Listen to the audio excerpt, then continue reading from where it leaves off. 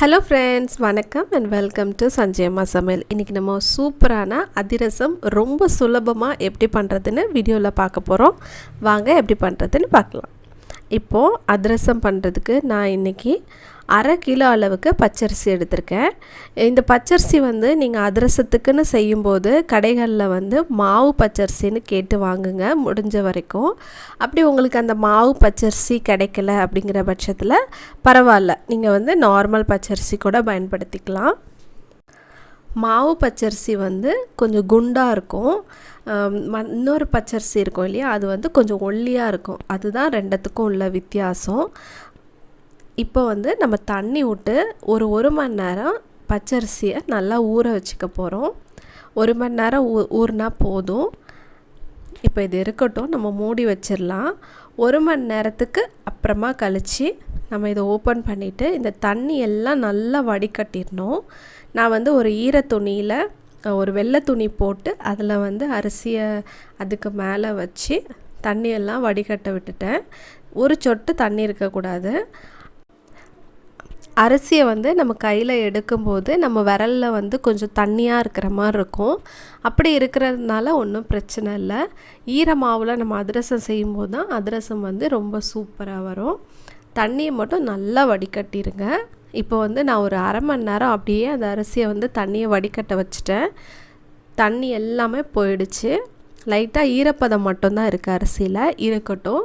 இப்போ இதை நம்ம மிக்ஸி ஜாரில் மாற்றிட்டு நம்ம அரைச்சி எடுத்துக்கலாம். இப்போ நம்ம அரிசியை மிக்சியில் அரைக்கும் போது நான் கூட சேர்த்து அரைக்கிறதுக்காக ஒரு 5 ஏலக்காவும் ஒரு சின்ன துண்டு அளவுக்கு சுக்கும் எடுத்து வச்சுருக்கேன். நம்மக்கிட்ட பொடி ஏலக்காய் பொடி சுக்கு பொடி தனித்தனியாக இருந்துச்சுன்னா பரவாயில்ல. அப்படி இல்லாத பட்சத்தில் நம்ம மிக்சியில் அரிசியை போட்டு கொஞ்சம் கொஞ்சமாக அரைச்சி அதுக்கப்புறம் நம்ம அதை நல்லா சல்லடையில் போட்டு சலிப்போம் இல்லையா, கடைசியாக நம்ம மாவு எல்லாம் இந்த மாதிரி சலித்து எடுத்ததுக்கப்புறமா கொஞ்சமாக அந்த அரிசி குருணை இருக்கும் இல்லையா, அது கூட கடைசியாக நம்ம அரைக்கும்போது இந்த ஏலக்காவையும் சுக்கையும் நல்லா இடிச்சிட்டு போட்டு நல்லா அரைச்சி சலித்து எடுத்து வச்சுக்கணும். இப்போ பாருங்கள், நான் கடைசியாக இதை இருக்கிற அந்த அரிசியோட குருணையை அரைக்க போகிறேன். அப்போ நான் போட்டு அரைச்சி நல்லா சலிச்சிக்க போகிறேன். இப்போ வெல்லம் நான் நல்லா தட்டி எடுத்து வச்சுருக்கேன். வெல்லம் எவ்வளோ அளவுன்னு பார்த்திங்கன்னா 400 கிராம் அளவுக்கு எடுத்து வச்சுருக்கேன்.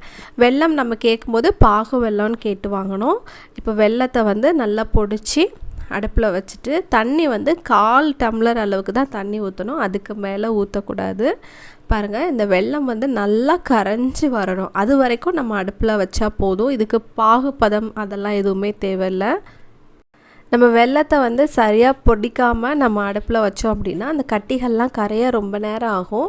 அதனால் நல்லா கல்லை வச்சு நல்லா பொடி பண்ணிவிட்டு அதுக்கப்புறம் நம்ம இந்த மாதிரி வச்சு கிண்டுவோம். பாருங்கள், இந்த கட்டிகள்லாம் நல்லா கரைஞ்சிடுச்சு. இப்போ அவ்வளோதான், இறக்கி வச்சுட்டேன். இப்போ நம்ம நல்லா சலிச்சு வச்சுருக்கோம் இல்லையா பச்சரிசி மாவு, அதுக்கப்புறம் ஏலக்காய் சுக்கு போட்டு அரைச்சி அதையும் சேர்த்து நம்ம இது கூட சலிச்சு வச்சுருக்கோம். உங்கள்கிட்ட பொடி இருந்துச்சுன்னா நீங்கள் நம்ம பாகு காய்ச்சோம் இல்லையா, அது கூடயே ஏலக்காய் பொடியும் சுக்கு பொடியும் நீங்கள் சேர்த்துக்கலாம். இப்போது நான் கொஞ்சம் கொஞ்சமாக விட்டு கிளற போகிறேன். பாருங்கள், இந்த மாதிரி தான் நம்ம பாகு நல்லா காய்ச்சதுக்கப்புறம் உடனே சூடாக இருக்கும்போதே நம்ம ஊற்றிடணும்.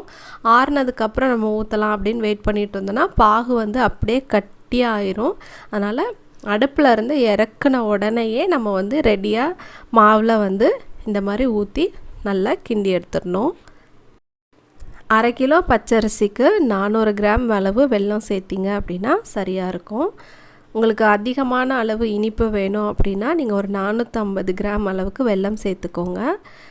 இப்போது மாவு கிண்டி நம்ம மூடி வச்சிடலாம். இப்போ அடுத்த நாள் நான் இப்போ மத்தியானம் ஒரு 12 மணிக்கா மாவு ஓப்பன் பண்ணி பார்க்குறேன். இந்த மாதிரி இருக்குது. இப்போ இதை நல்லா பிசைஞ்சிக்கலாம். பாருங்கள், சப்பாத்தி மாவு மாதிரி நம்ம பிசையும் போது இந்த அளவுக்கு சாஃப்டாக இருக்கணும். ரொம்ப கட்டியாக இருந்துச்சுன்னா சரியாக வராது. லைட்டாக அப்படி எடுத்து நல்லா இந்த மாதிரி உருண்டை பிடிச்சிட்டு கையை வச்சு அமர்த்திட்டு நடுசில் ஒரு ஓட்டை போட்டு நம்ம எண்ணெயில் பொரித்து எடுத்துட வேண்டியதுதான். நம்ம அளவுகளை மாற்றாமல் நம்ம செஞ்சோம் அப்படின்னா ரொம்ப சரியாக வரும். எண்ணெய் நல்லா சூடாக இருக்கும்போது நம்ம இந்த மாதிரி ஒன்று ஒன்றா தட்டி போட்டுறோம். பாருங்கள், நம்ம சோடா உப்பு எதுவுமே சேர்க்கலை, நல்லா உப்பி வந்திருக்கு.